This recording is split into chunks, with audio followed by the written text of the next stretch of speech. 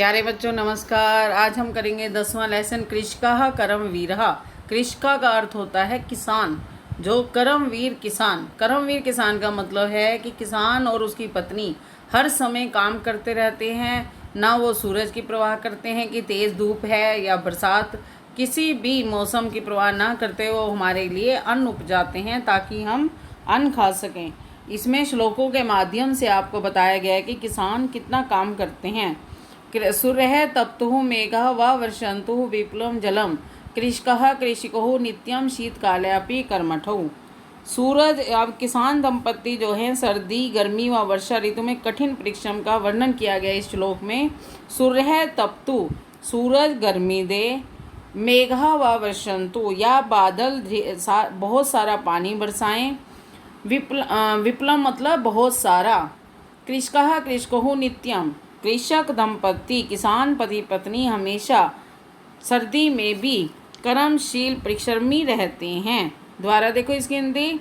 सूरज गर्मी दे या बादल ढेर सारा पानी बरसाएं, लेकिन किसान पति पत्नी हमेशा सर्दी में भी परिश्रमी होते हैं। कहने का भाव क्या है कि किसान दंपत्ति मौसम की चिंता ना करते हुए हमेशा खेती का कार्य करने में लगे रहते हैं।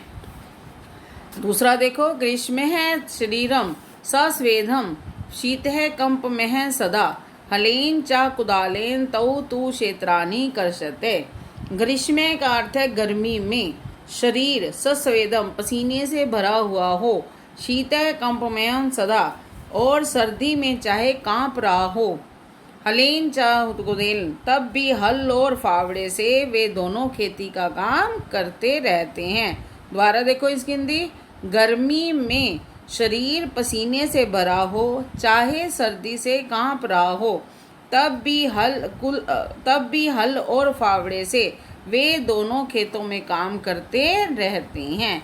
भाव क्या है इसका कि भले ही अत्यधिक गर्मी के कारण शरीर में पसीना आता है या सर्दी के कारण शरीर कांप रहा हो, तो भी किसान अपने हल व कुदाल से खेत में काम करते रहते हैं। पादियो न पदत्राणे शरीरे वसनानि नो निर्धनम जीवनम कष्टम सुखम दूरे ही तिष्ठति। पादियनों में होता है पैरों में, उपनहो मतलब जूते, पैरों में जूते नहीं, शरीर पर कपड़े नहीं, गरीबी का जीवन कष्टकारी होता है, सुख तो दूर ही रहता है। पादियो न पदत्राणे, पदत्राणे और उपनहो सेम होता है, इसका अर्थ होता है जूते, के पैरों में जूते नहीं, वसनानी मतलब कपड़े, शरीर पर कपड़े नहीं, गरीबी का जीवन कष्टकारी होता है, सुख तो दूर ही रहता है।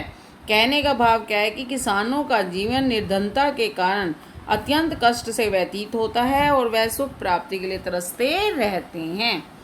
ग्रहम जीर्णम न वर्षासु वरिष्ठिम वार्यतुम शमम तथापि कर्मवीरत्वम कृषकानाम न नश्यति। ग्रहम जीर्णम, जीर्ण मतलब पुराना घर, वर्षासु वृष्टितम बरसात में बारिश को, वार्यतुम मतलब रोकने में, शमम मैंने समर्थ, न मैंने नहीं, पुराना घर बरसात में बारिश को रोकने में समर्थ नहीं होता। तथापि फिर भी किसानों की कर्मवीरता नष्ट नहीं होती, अर्थात किसान हर मौसम में परिश्रम करके फसल उत्पन्न करते हैं। तयो शर्मेण क्षेत्राणि शस्य पूर्णानि सर्वदा दरिद्रीति तरसः जाता या शुष्कः कंठ आवृतः। तयो का अर्थ होता है उन दोनों के परिश्रम से खेत हमेशा, शस्य पूर्णानि फसल से युक्त, खेत हमेशा अनाज से या फसल से भरे रहते हैं। जो धरती मतलब धरती, शुष्कः कंठावृता सूखी और कांटों भरी है, वह रसमयी हो जाती है। दोबारा देखिए इसकी हिंदी।